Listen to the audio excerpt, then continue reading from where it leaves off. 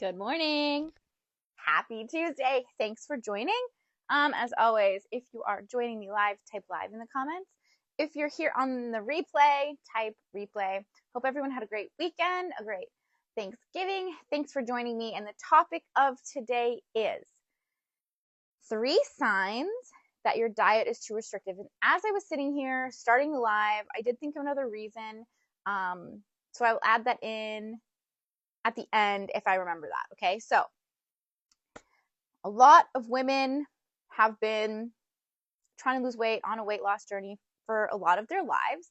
And, there's so much information, misinformation out there about how to do it properly. And there's just still way too many restrictive and fad diets out there. So I want to give you 3 signs that your diet is too extreme. And the first sign is that you can't stick to it.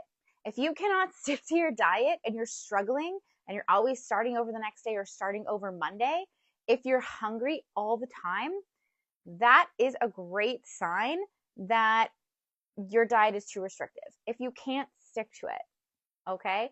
You don't need to be suffering and using willpower to stick to something. You got to find a balance in there of feeling satiated while still getting the results you want, right? The point of fat loss, like the goal of fat loss, is actually to eat as much as possible while still losing fat. That way, you're fulfilling your nutritional needs, you are feeling satiated, and you're balancing your hormones, you're just taking care of your body while in your fat loss phase. Okay, so that is the first sign that your diet is too restrictive. Okay, the second one, if your diet insists that you cut out entire macronutrients or specific foods, it's too restrictive. Okay, fat loss is mostly a numbers game. So you don't need to be cutting out carbs. You don't need to be cutting out fat. You don't need to be cutting out really any type of food. Yes, there are certain ways to eat that are healthier, of course. Certain foods have more benefits than other foods. Some foods are just a lot more dense in calories, which may not help us when we're in a deficit, but you don't need to cut out any foods. There's no need for that. If you can make it fit in your macros and you're hitting your micronutrients and you are feeling satiated and full, you can include lots of different foods. You don't need to cut out, you need carbs and you need fat. You don't need to cut out those. You don't need to cut out specific foods. If you're at a birthday party and you want a little piece of cake, you can fit that in, right? It's just all about that. So that actually brings me to the third point, the third sign that your diet is too restrictive. And that is it doesn't teach you how to incorporate foods that you love, right? You should be able to eat things that you like. Your diet should have things that you like in it. It's really just when a diet asks you to cut out macronutrients or specific foods, it's really just a way to make it easy and lazy, to be honest.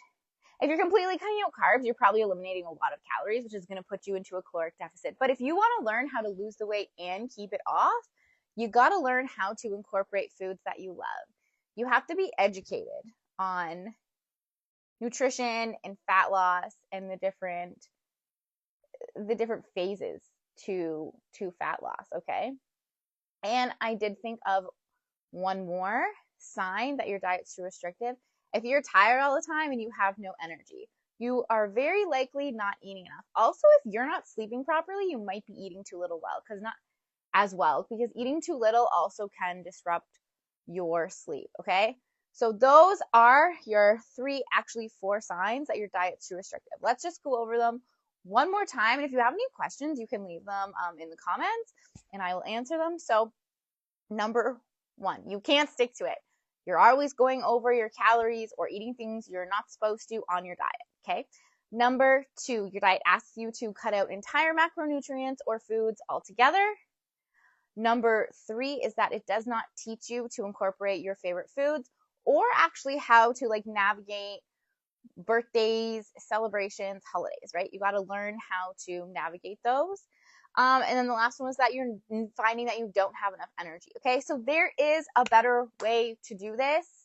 There's a better way to see the results you want. There's a better way to eat. You don't have to go from one extreme to another. You don't have to cut out everything and go on an extreme diet, and you don't have to just eat like garbage, right? There is a place in the middle, and finding that middle ground and learning proper nutrition will help you not only lose the weight, but keep it off, okay?